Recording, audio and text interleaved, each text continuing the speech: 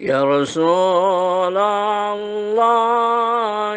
سلام عليك يا رفيع الشان يا رفيع الشان يا رفيع الشان والدرج. استغفر الله العظيم استغفر الله العظيم الذي لا إله إلا هو الحي القيوم وأتوب إليه.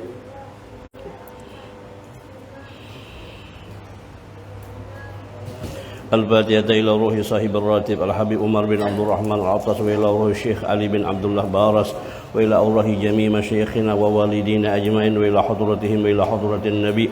الفاتحة. أعوذ بالله من الشيطان الرجيم. بسم الله الرحمن الرحيم. الحمد لله رب العالمين الرحمن الرحيم مالك يوم الدين. إياك نعبد وإياك نستعين اهدنا الصراط المستقيم صراط الذين أنعمت عليهم غير المغضوب عليهم ولا الضالين آمين. لو أنزلنا هذا القرآن على جبل لرأيته خاشعا متصدعا من خشية الله وتلك الأمثال نضربها للناس لعلهم يتفكرون. هو الله الذي لا إله إلا هو عالم الغيب والشهادة هو الرحمن الرحيم. هو الله الذي لا إله إلا هو الملك القدوس السلام المؤمن المهيمن العزيز الجبار المتكبر سبحان الله عما يشركون. هو الله الخالق البارئ المصور له الأسماء الحسنى يسبح له ما بالسماوات والأرض وهو العزيز الحكيم. أعوذ بالله السميع العليم من الشيطان الرجيم. أعوذ بالله السميع العليم من الشيطان الرجيم. أعوذ بالله السميع العليم من الشيطان الرجيم. أعوذ بكلمات الله التامات من شر ما خلق. أعوذ بكلمات الله التامات من شر ما خلق. أعوذ بكلمات الله التامات من شر ما خلق. بسم الله الذي لا يضر مع اسمه شيء بالأرض ولا بالسماء وهو السميع العليم. بسم الله الذي لا يضر مع اسمه شيء بالأرض ولا بالسماء وهو السميع العليم. بسم الله الذي لا يضر مع اسمه شيء بالأرض ولا بالسماء وهو السميع العليم. بسم الله الرحمن الرحيم ولا حول ولا قوة إلا بالله العلي العظيم. بسم الله الرحمن الرحيم ولا حول ولا قوة إلا بالله العلي العظيم. بسم الله الرحمن الرحيم ولا حول ولا قوة إلا بالله العلي العظيم. بسم الله الرحمن الرحيم ولا حول ولا قوة إلا بالله العلي العظيم. بسم الله الرحمن الرحيم ولا حول ولا قوة إلا بالله العلي العظيم. بسم الله الرحمن الرحيم ولا حول ولا قوة إلا بالله العلي العظيم. بسم الله الرحمن الرحيم ولا حول ولا قوة إلا بالله العلي العظيم. بسم الله الرحمن الرحيم ولا حول ولا قوة إلا بالله العلي العظيم. بسم الله الرحمن الرحيم ولا حول ولا قوة إلا بالله العلي العظيم. بسم الله الرحمن الرحيم ولا حول ولا قوة إلا بالله العلي العظيم. بسم الله الرحمن الرحيم. بسم الله الرحمن الرحيم. بسم الله الرحمن الرحيم. بسم الله تحصنا بالله. بسم الله توكلنا على الله. بسم الله تحصنا بالله. بسم الله توكلنا على الله.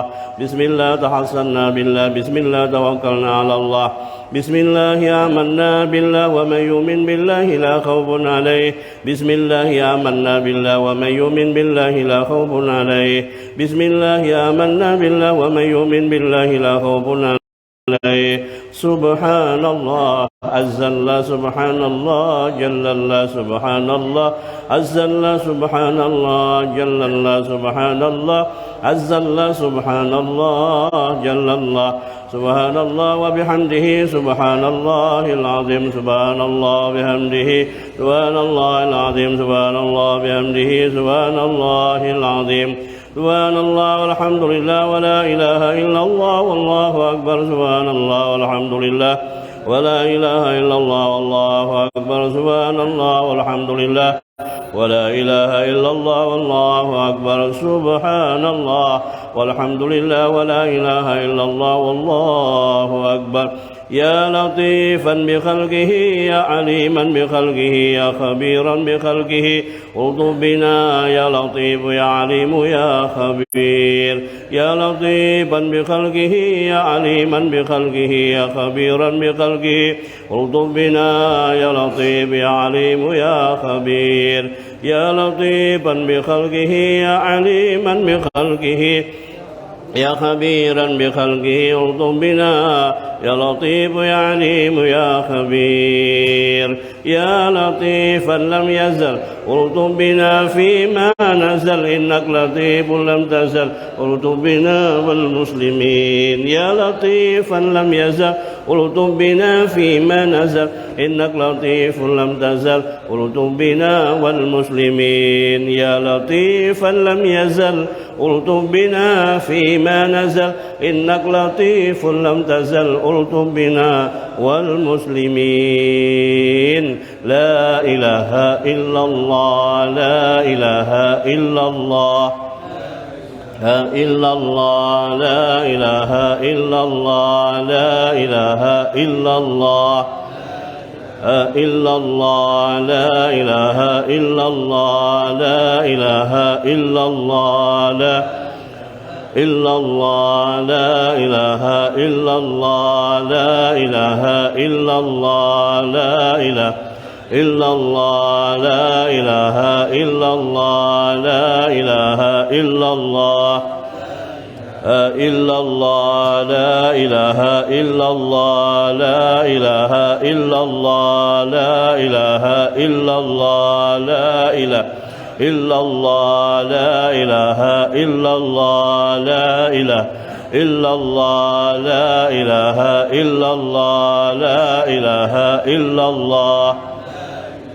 إلا الله لا إله إلا الله لا إله إلا الله لا إلا الله لا إله إلا الله لا إله إلا الله لا إله إلا الله إلا الله لا إله إلا الله لا إله إلا الله لا إله إلا الله لا إله إلا الله لا إله إلا الله إله إلا الله لا إله إلا الله لا إله إلا الله لا إله إلا الله محمد رسول الله. حسبنا الله ونعم الوكيل حسبنا الله ونعم الوكيل حسبنا الله ونعم الوكيل حسبنا الله ونعم الوكيل حسبنا الله ونعم الوكيل حسبنا الله ونعم الوكيل حسبنا الله ونعم الوكيل. اللهم صل على سيدنا محمد اللهم صل عليه وسلم. اللهم صل على سيدنا محمد اللهم صل عليه وسلم. اللهم صل على سيدنا محمد اللهم صل عليه وسلم. اللهم صل على سيدنا محمد اللهم صل عليه وسلم. اللهم صل على سيدنا محمد اللهم صل عليه وسلم. اللهم صل على سيدنا محمد اللهم صل عليه وسلم. اللهم صل على سيدنا محمد اللهم صل عليه وسلم. اللهم صل على سيدنا محمد اللهم صل عليه وسلم. اللهم صل على سيدنا محمد اللهم صل عليه وسلم. اللهم صل على سيدنا محمد اللهم صل عليه وسلم. اللهم صل على سيدنا محمد اللهم صل عليه وسلم. أستغفر الله أستغفر الله أستغفر الله أستغفر الله أستغفر الله أستغفر الله أستغفر الله أستغفر الله أستغفر الله أستغفر الله أستغفر الله. تائب إلى الله تائب إلى الله تائب إلى الله. يا الله بها يا الله بها يا الله بحسن الخاتمة. يا الله بها يا الله بها يا الله بحسن الخاتمة. يا الله بها يا الله بها يا الله بحسن الخاتمة. غفرانك ربنا وإليك المسير. لا يكلف الله نفسا إلا وسعها لها ما كسبت وعليها ما اكتسبت ربنا لا تؤاخذنا إن نسينا وأخطأنا ربنا ولا تحمل علينا إصرا كما حملته على الذين من قبلنا ربنا ولا تحملنا ما لا طاقة لنا به واعف عنا واغفر لنا وارحمنا أنت مولانا وانصرنا على القوم الكافرين. الفاتحة لروح سيدنا وحبيبنا وشفيعنا رسول الله محمد بن عبد الله صلى الله عليه وسلم وآله وأصحابه وأزواجه وذريته بأن الله يعلي درجات بالجنة وينفعنا بأسرارهم وأنوارهم وعلومهم بالدين والدنيا والآخرة ويجعلنا من حزبهم ويرزقنا محبتهم ويتوفانا على ملتهم ويحشرنا في زمرتهم بخير ولطف وعافية بسر الفاتحة. أعوذ بالله من الشيطان الرجيم. بسم الله الرحمن الرحيم. الحمد لله رب العالمين الرحمن الرحيم مالك يوم الدين إياك نعبد وإياك نستعين اهدنا الصراط المستقيم صراط الذين أنعمت عليهم غير المغضوب عليهم ولا الضالين آمين. ثم الفاتحة لروح سيدنا المهاجر إلى الله أحمد بن عيسى وسيدنا الفقيه المقدم محمد بن علي باعلوي وأصولهما وفروعهما وذوي الحقوق الواجبة عليهما أجمعين أن الله يغفر لهم ويرحمهم ويعلي درجاتهم بالجنة وينفعنا بأسرارهم وأنوارهم وعلومهم بالدين والدنيا والآخرة بسر الفاتحة. أعوذ بالله من الشيطان الرجيم. بسم الله الرحمن الرحيم. الحمد لله رب العالمين الرحمن الرحيم مالك يوم الدين إياك نعبد وإياك نستعين الصراط المستقيم صراط الذين أنعمت عليهم المغضوب عليهم ولا الضالين آمين. ثم الفاتحة لروح سيدنا الحبيب عبد الرحمن بن عقيل العطاس وابنه صاحب الراتب الحبيب عمر بن عبد الرحمن العطاس وإخوانه سيدنا عقيل بن عبد الرحمن وعبد الله بن عبد الرحمن وصالح بن عبد الرحمن وسيدنا الحبيب حسين بن عمر العطاس وإخوانه الجميع وسيدنا الحبيب علي بن حسن العطاس شاري هذا الراتب وشيخ علي بن عبد الله بار شاري هذا الراتب أيضا ووصولهم وفروعهم وأهل تربهم وجميع الآخذين عن سيدنا عمر واللايدين به والمنتسبين إليه بجميع أقدار الأرض أن الله يغفر لهم ويرحمهم ويعلي درجاتهم بالجنة ويعيد علينا وعلى والدنا وأولادنا وذريتنا وتلاميذنا وجماعتنا وجميع جيراننا من أسرارهم وأنوارهم وعلومهم وبركاتهم بدين والدنيا والآخرة بسر الفاتحة. أعوذ بالله من الشيطان الرجيم. بسم الله الرحمن الرحيم. الحمد لله رب العالمين الرحمن الرحيم مالك يوم الدين إياك نعبد وإياك نستعين اهدنا الصراط المستقيم صراط الذين أنعمت عليهم غير المغضوب عليهم ولا الضالين آمين. ثم الفاتحة إلى أوراق الأولياء والشهداء والصالحين والأئمة الراشدين ثم إلى أوراق والدينا وشيخنا وذوي الحقوق الواجبة علينا وعليهم أجمعين ثم إلى أوراق أموات هذه البلدة من المسلمين والمسلمات والمؤمنين والمؤمنات أن الله يغفر لهم ويرحمهم ويعلي درجاتهم بالجنة وينفعنا بأسرارهم وأنوارهم وعلومهم بالدين والدنيا والآخرة بسر الفاتحة. أعوذ بالله من الشيطان الرجيم. بسم الله الرحمن الرحيم. الحمد لله رب العالمين الرحمن الرحيم مالك يوم الدين إياك نعبد وإياك نستعين صراط المستقيم صراط الذين أنعمت عليهم غير المغضوب عليهم ولا الضالين آمين. بنية القبول وتمام كل سؤل ومأمول وصلح الشأن ظاهرا وباطنا بالدين والدنيا والآخرة دافعة لكل شر جالبة لكل خير لنا ولوالدينا وأولادنا وأحبابنا ومشايخنا بالدين مع اللطف والعافية وعلى نية أن الله ينور قلوبنا وقوالبنا مع الهدى والتقى والعفاف والموت على دين الإسلام والإيمان بلا محنة ولا امتحان بحق سيدي ولد أدنان ولكل نية صالحة وإلى حضرة النبي صلى الله عليه وآله وسلم. الفاتحة. أعوذ بالله من الشيطان الرجيم. بسم الله الرحمن الرحيم. الحمد لله رب العالمين الرحمن الرحيم مالك يوم الدين إياك نعبد وإياك نستعين الصراط المستقيم صراط الذين أنعمت عليهم غير المغضوب عليهم ولا الضالين آمين. آمين. بسم الله الرحمن الرحيم. الحمد لله رب العالمين حمدا يوافي نعمه ويكافي مزيده. يا ربنا لك الحمد كما ينبغي لجلال وجهك وعظيم سلطانك سبحانك لا نحصي ثناء عليك أنت كما أثنيت على نفسك فلك الحمد حتى ترضى ولك الحمد إذا رضيت ولك الحمد بعد الرضا. اللهم صل وسلم على سيدنا محمد بالأولين وصل وسلم على سيدنا محمد بالآخرين وصل وسلم على سيدنا محمد في كل وقت وحين وصل وسلم على سيدنا محمد بالملائكة على إلى يوم الدين وصل وسلم على سيدنا محمد حتى ترث الأرض ومن عليها وأنت خير الوارثين. اللهم إنا نستحفظك ونستودعك أدياننا وأنفسنا وأموالنا وأهلنا وكل شيء أعطيتنا.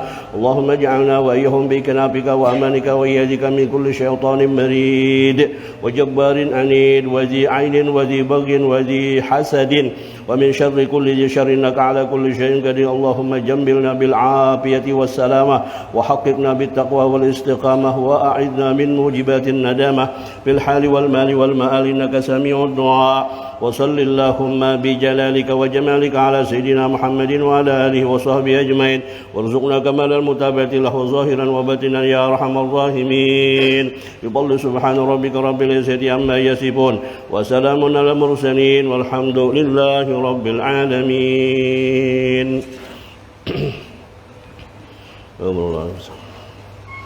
بسم الله الرحمن الرحيم. أبدأ بسم الله والرحمن وبالرحيم دائم اللسان فالحمد لله القديم الأول الأخير الباقي بلا تهول ثم الصلاة والسلام سرمدا على النبي خير من قد وحدا وآله وصحبه ومن تبع سبيل دين الحق غير مبتدئ. وبعد فاعلم بوجوب المعرفة من واجب لله 20 نصيبا فالله موجود قديم باقي مخالف للخلق بالإطلاق وقائم غني وواحد وحي قدير مريد عليم بكل شيء سميع البصير والمتكلم له صفات سبعة تنتظم فقدرة إرادة سمع بصر حياة العلم كلام استمر وجائز بفضله وعدله ترك لكل ممكن كفعله. أرسل أنبياء ذوي فطانا بالصدق والتبليغ والأمانة وجائز بحقهم من أراضي بغير نقص كخفيف المرض. اسمتهم كسائر الملائكة واجبة وفضل الملائكة والمستحيل ضد كل واجب فبلغ 50 بحكم من واجب تفصيل 25 لازم كل مكلف بحق واغتنمهم آدم إدريس نوح هود صالح وإبراهيم كل متبع لوط وإسماعيل إسحاق كذا يعقوب يوسف وأيوب تذا شعيب هارون وموسى والموسى والجبل داود سليمان تبع إلياس يونس زكريا يحيى عيسى وطه ختم دغيا عليهم الصلاة والسلام وآلهم مدمت الأيام والملك الذي بلا أب وأم لا أكل لا شرب ولا نوم لهم تفصيل 10 منهم جبريل ميكال إسرافيل إسرائيل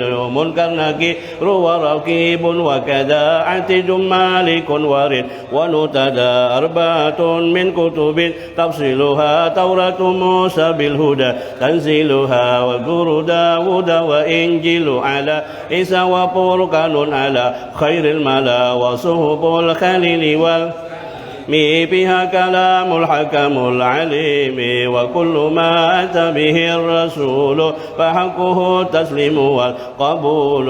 إيماننا بيوم آخر وجب وكل ما كان به من العجب خاتمة بذكر الباقي الواجب مما على مكلف من واجب.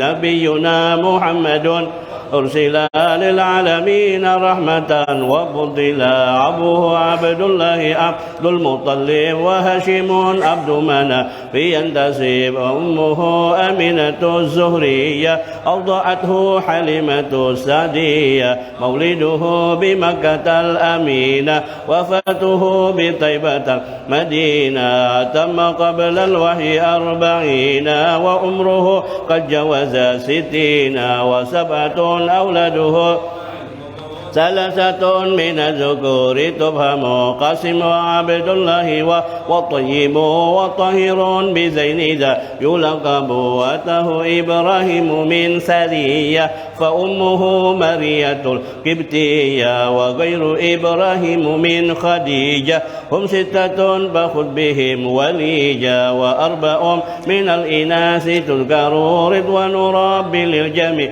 يذكر فاطمة الزهراء بعلها علي وابنهما سبطان لهم جليب زينب وبعدها رقية وأم كلثوم زكت رضية عن 9 نسوة وفاة المصطفى خيرنا فاخترنا النبي المقتفى عائشة وحفصة وسعودة صفية ميمونة ورملة هند وزينب كذا جويرية للمؤمنين أمها مرضية حمزة عمه وعباس كذا عمته صفية يتتدى وقبل هجرة النبي الإسراء من مكة ليلا لقدس يدرى وبعد إسراء أروج للسماء ترى النبي ربا كلما من غير كيف وانحصار وافترض عليه 5 بعد 50 فرد وبلغ الأمة بالإسراء وفرض 5 بلم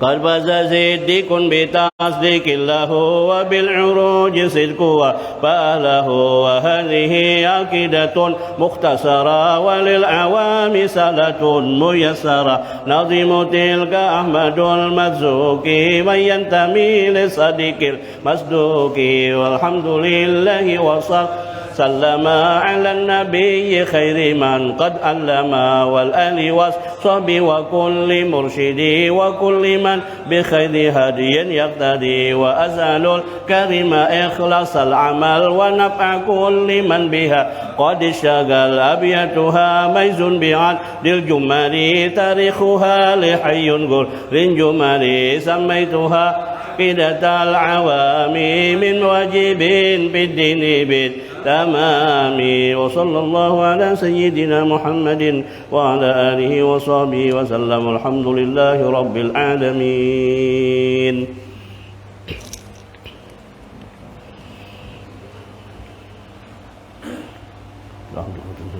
الفاتحة. أعوذ بالله من الشيطان الرجيم. بسم الله الرحمن الرحيم. الحمد لله رب العالمين الرحمن الرحيم مالك يوم الدين إياك نعبد وإياك نستعين الصراط المستقيم صراط الذين أنعمت عليهم غير المغضوب عليهم ولا الضالين آمين.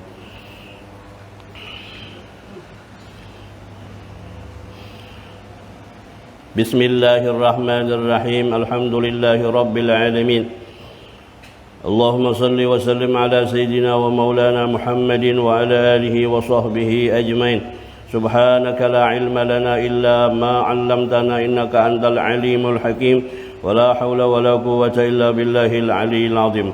رب اشرح لي صدري ويسر لي أمري واحلل عقدة من لساني يفقهوا قولي. قال المؤلف رحمه الله تعالى ودم النفع به وبعلومه في الدارين آمين. Mukhalifun lil khalqi bil itlaqi, di halaman 4. Sifat Allah Subhanahu wa taala yaitu mukhalifun lil khalqi bil itlaqi, yang berbeda dalam kurung menyalahi bagi semua makhluk secara mutlak. Dalam bahasa sifat 20 yang sudah biasa kita dengar dan kita pelajari, maka sifat Allah yang berikutnya adalah setelah sifat baqa, yaitu mukhalafatuhu lil hawadisi. Artinya Allah Subhanahu wa taala itu berbeda, berlainan, kada sama dengan segala yang baharu. Jadi kada sama deh lawan segala makhluk yang ada di permukaan bumi ini, kada bisa menyamai Allah Ta'ala, dan mustahil Allah Subhanahu wa Ta'ala itu menyerupai segala yang baharu. Dalilnya di dalam firman Allah Subhanahu wa Ta'ala, laisa kamitslihi syai'un, artinya tiada sesuatu yang seumpama Allah Subhanahu wa taala. Dan patut bagi mukmin mu'taqid bahwa ia banyak menerima nikmat, hendaknya dia selalu bertasbih kepada Allah Subhanahu wa taala adanya. Jamaah sekalian yang dirahmati oleh Allah Subhanahu wa taala, maka sifat Allah yang keempat, sifat wajib bagi Allah taala, yaitu mukhalafatuhu lil hawadis. Allah taala itu berbeda. Allah taala itu tidak sama dengan makhluk, dengan nang beheru ini. Jadi sifat Allah Subhanahu wa taala nang mukhalafatuhu lil hawadis ini bisa dilihat, bisa untuk memudahkan paham lawan kita. Di antara sekian banyak ciptaan Allah taala, sekian banyak makhluk umpama manusia, ini kada ada nang samanya. Ya, dari rupa aja paling-palingnya ada mirip aja. Itu rupa. Nang paling unik nang ada di dalam anggota tubuh kita, yaitu dalam bahasa disebut sibghah. Apa itu sibghah? Sidik jari. Seberataan kita tuh kada nang samanya.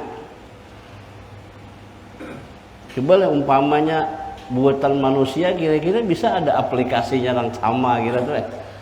Ini kita kawat. Ya. Artinya apa? Ini menunjukkan bahwasanya memang dari satu sisi Allah Subhanahu wa taala Maha Kuasa, tetapi tampilan penampakan daripada mazhar Allah taala itu berbeda dengan makhluk banyak yang kita lihat. Ya. Nah, lalu sifat mukhalafatuhu lil hawadis ini lawannya adalah mumasalatuhu lil hawadisi. Artinya menyamai Allah Subhanahu wa taala dengan makhluk. Nah, itu mustahil. Ya, mustahil bagi Allah sama lawan ciptaannya. Dan kita pun kada disuruh juga memikirkan kayak apa hakikat nang sesungguhnya jad Allah taala itu kada juga. Memang dilarang oleh agama. Nang disuruh kita barataan di dalam hadis Nabi adalah disuruh memikirkan, merenungkan, meresapi, yaitu tentang ciptaan Allah Subhanahu wa taala. Tafakkaru fi khalqillah. Kita disuruh bertafakur, disuruh memikirkan tentang ciptaan Allah Subhanahu wa taala. Maka setelah kita berpikir di dalam Al-Qur'an, kita disuruh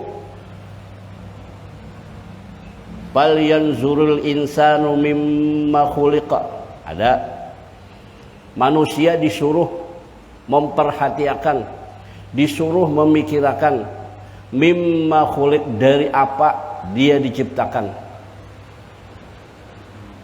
Ya. Khuliqa mimma indafiq. Manusia diciptakan dari air yang memancar. Yakhruju min baini sulbi wat taraib, yang keluar di antara tulang sulbi dan rusuk. Coba kita pikirkan habis-habis. Masya Allah, nang wayah ini kita nih berataan, ya kan? Bentuk tubuh sempurna, bentuk tubuh yang beraneka ragam, nang pendek, nang tinggi, nang gemuk, nang kurus, rangkap, putih, hirang seberataannya. Tapi asalnya tuh banyu mah. Hebatnya itulah Allah Subhanahu wa taala menciptakan.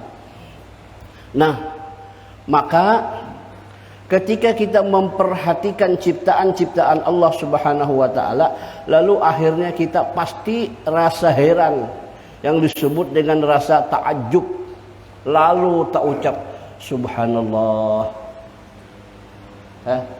Subhanallah.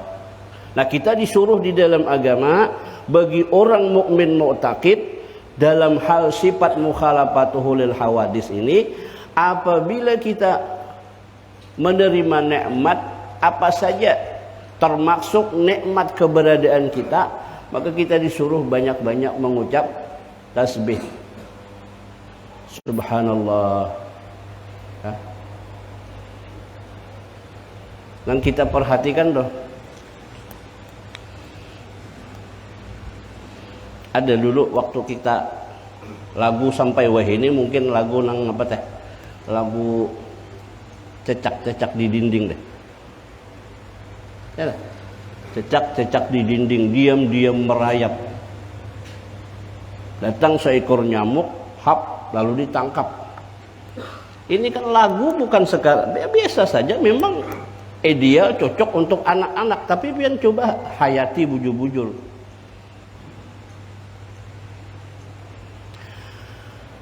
Kok bisa-bisanya ya cecak yang memang makanannya nyamuk teh? Pertama memang ada usaha. Kenapa? Dia diam-diam merayap.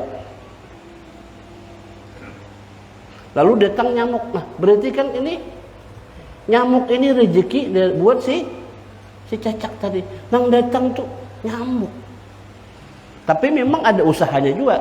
Jadi kita dapat pelajaran bahwa di dalam dunia ini dalam hal berusaha rezeki memang diharuskan berusaha. Dulu ada almarhum sudah dua-duanya, almarhum Guru Syukur di Mantuil. Beliau ini adalah murid daripada Syekh Yamani. Itu seangkatan dengan Guru Sufyan. Berdua ini berbeda pendapat. Ujar nang saikung, ujar Guru Sufyan almarhum, nang paling abdal itu duduk di makam tajrid. Kada sering gawian. Pokoknya nabi ibadah tuan.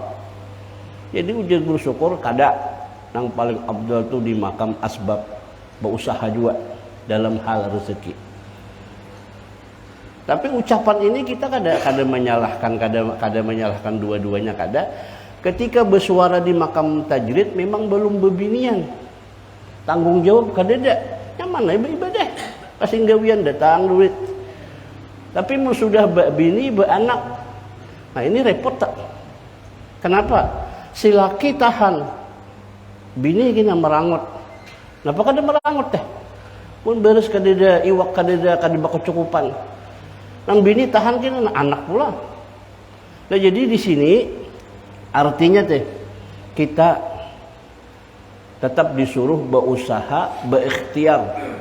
Tetapi usaha dan ikhtiar kita kada memberi bekas.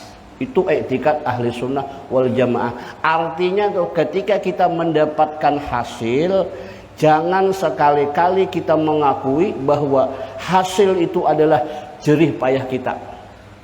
Ini kita merampas hak daripada Allah Subhanahu wa taala. Tugas kita hanya berusaha saja. Sampai waktunya ya datang.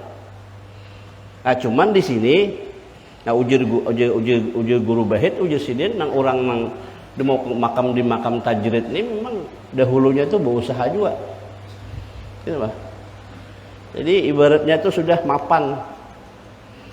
Dari sisi syariat sudah mapan.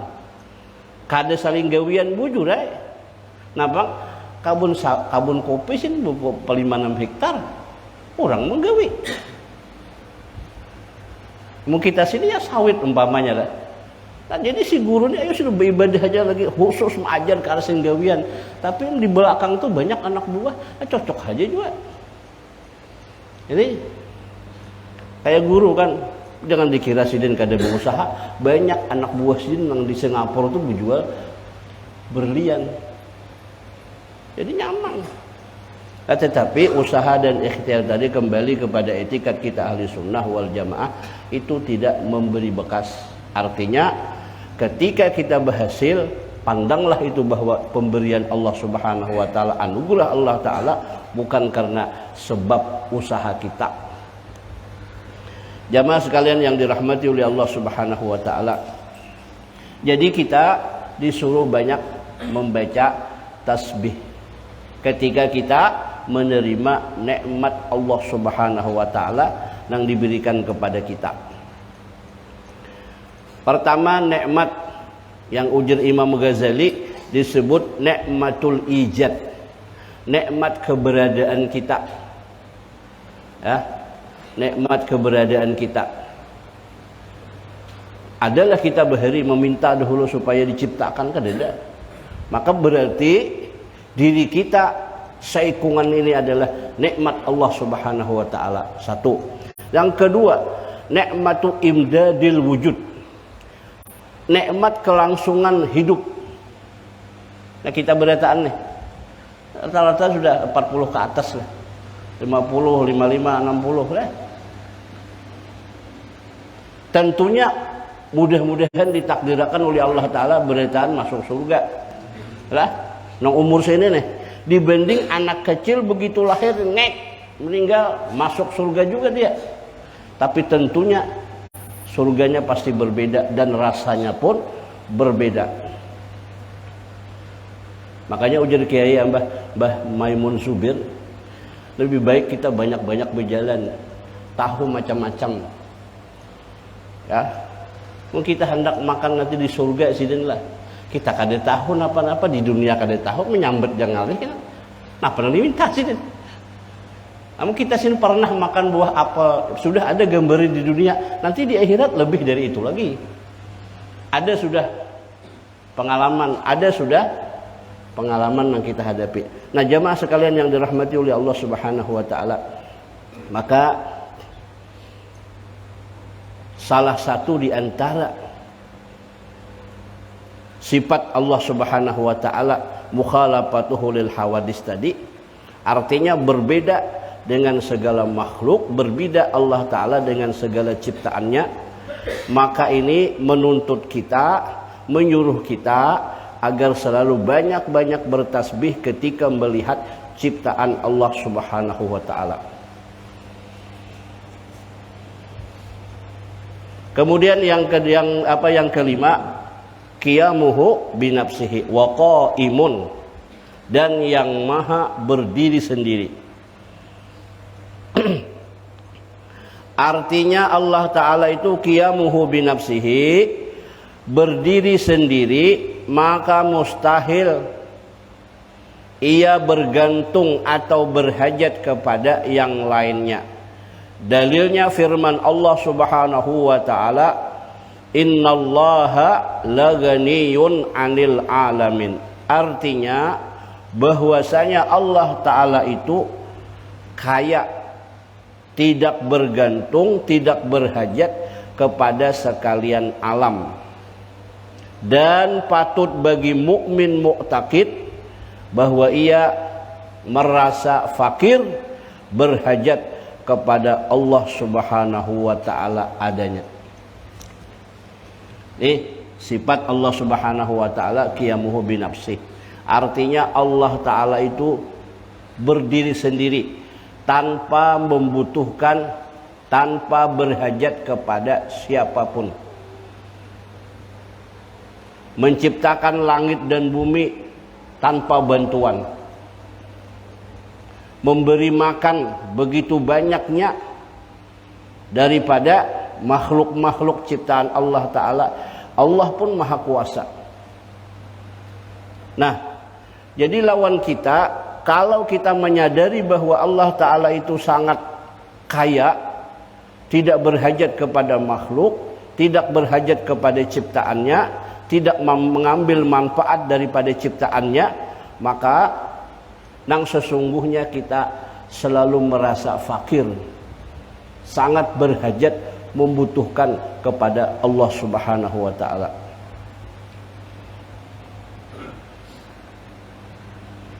Jamaah sekalian yang dirahmati oleh Allah Subhanahu wa taala, ini sifat yang kelima. Kita sangat berhajat kepada Allah Subhanahu wa taala. Nah, berhajat dalam hal ini disadari ataupun tidak, kita tetap punya ketergantungan lawan Allah Subhanahu wa taala. Allah taala tidak berhajat kepada kita. Seberataan doh. penduduk langit dan bumi ini durhaka kepada Allah Ta'ala, kufur kepada Allah Subhanahu wa Ta'ala, itu tidak akan mengurangi kemuliaan Allah Subhanahu wa Ta'ala. Kalau misalkan seberitaan makhluk misalnya membangkang, rugi ke Allah Ta'ala, kada juga. Atau beritaan taat, lantas Allah Ta'ala bertambah mulia kah? Kada juga. Di sini artinya Allah Subhanahu wa Ta'ala maha mandiri, tidak berhajat kepada siapapun. Lalu kita disuruh selalu merasa fakir, berhajat kepada Allah Subhanahu wa Ta'ala. Kemudian sifat yang berikutnya adalah wawahidun, yaitu wahdaniyat. Allah Subhanahu wa Ta'ala mempunyai sifat, yaitu sifat wahdaniyat. Artinya Maha Esa. Maha Esa pada zatnya, sifatnya, af'alnya. Maka mustahil Allah Ta'ala itu berbilang pada zatnya, pada sifatnya, atau pada af'alnya. Firman Allah Subhanahu wa Ta'ala, Qul huwallahu ahad. Artinya, katakan wahai Muhammad, bahwa Allah itu adalah Tuhan yang Maha Esa. Maka patut bagi mukmin mu'taqid bahwa ia senantiasa melihat fi'ilnya atau perbuatan Allah pada tiap-tiap suatu kejadian. Ini sifat wahdaniyat. Sifat wahdaniyat ini